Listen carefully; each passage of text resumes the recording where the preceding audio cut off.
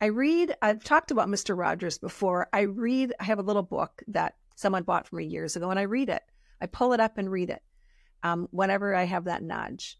And something I read the other day, his quote, imagining something, and that can be through envy, everybody, can be through envy, imagining something, maybe the first step in making it happen. Imagination can be the first step in making it happen. But it takes the real time and real effort of real people to learn things, make things, turn thoughts into deeds or visions, and then into inventions. And 2024 gives us more energy to do that. You might also be noticing this year your desire for greater inner growth, a desire for a greater spiritual expansion. A lot of people have been talking to me about this. This year has that potential. Whether or not we act on it, just like everything else, is up to us. Even spiritual expansion, taking the time to pause and breathe, taking the time to look at the sky and wonder what's beyond Earth. There's so much, right, we can't see.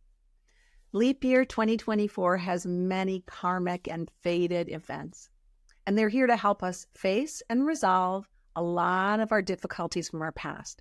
So that's coming up too, because we want to sweep those out so we can step into greater goodness. All the toxic things that happen to us, those relationships we've had or still have for some people, those events that we have that feel really crummy, that's all part of our old karma. And those, in my belief, are here to help us learn and grow and shift out of that. So this year, we also have more attention to connect to that soul purpose, to sweep out the past.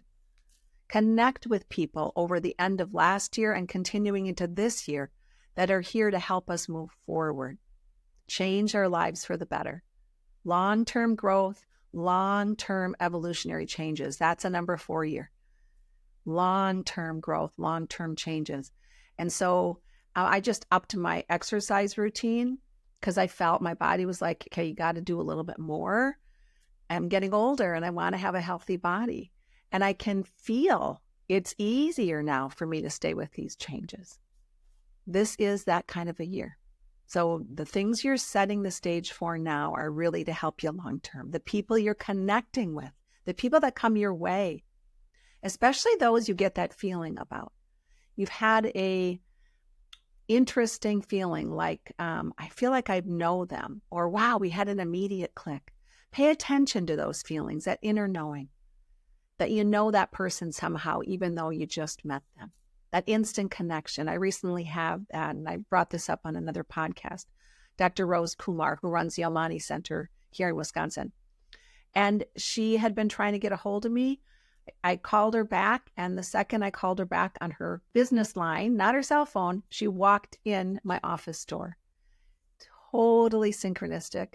And we have had so many beautiful connections in the short time we've known each other, meant to work together on some way in this lifetime.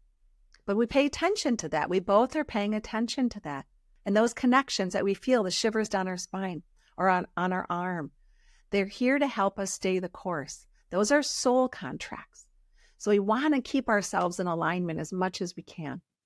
And those people, like Dr. Rose Kumar for me, she's to help me stay in alignment, and I'm to help her stay in alignment. We have many things we're going to be learning and sharing with each other. We're both noticing those shivers. And oftentimes we get frustrated that we're not where we want to be, that it's taking longer than we thought it's supposed to take. And then we lose our connection from our soul self. And we're further away from that light or a higher self source. When we reconnect, however, to those people that are coming our way, don't ignore those connections. They're here for goodness. Those high-level connections where you feel that feeling. Pay attention. Take moments to find peace again. Step back into appreciation.